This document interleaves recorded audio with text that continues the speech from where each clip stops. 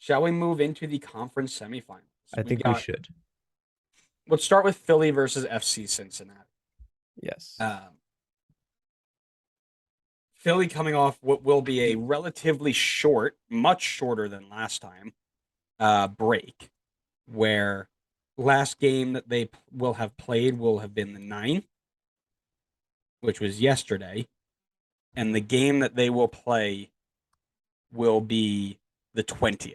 So it's 11 games instead of a month like New England had to wait. Um, so I don't factor that too much in. That's just like an extended break. Um, so here's the thing. Philly have conceded 26 goals. They broke a record this year for least amount of goals conceded, while also scoring 72. That's silly. Daniel Gazdag is having a very, very quiet, but definitely should be in the conversation run at MVP. Absolute baller of a man. They, how many losses they have this year? It can't be many. It's One, like two, three, five. four, five, six, and one of them was in the Open Cup, so five. Yeah. And I mean, the wins that they had were just silly. 7-0 against DC, 6-0 against Houston, 4-1 against Chicago, 6-0 against DC again, 6-0 against Colorado, 5-1 Orlando, 4-0 Philly. I mean, these guys, they are moving something special. I love Cincy. Don't get me wrong. It's not even going to be a contest. Even though Cincinnati did beat them 3-1 in the last time that they played.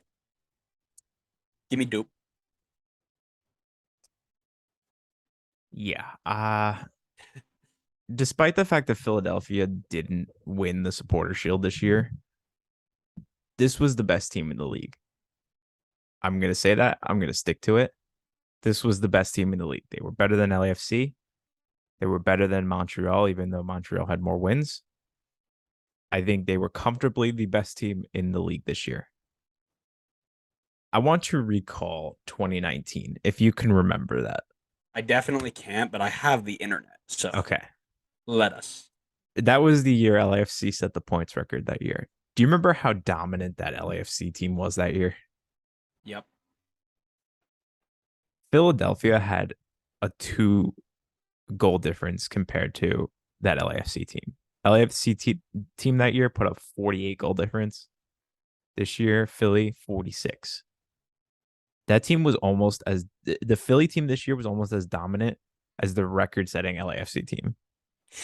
And they didn't win the Supporter Shield, so I kind of feel like it went a little under the radar, especially while LAFC were out signing Gareth Bale and Giorgio Chiellini and all this stuff.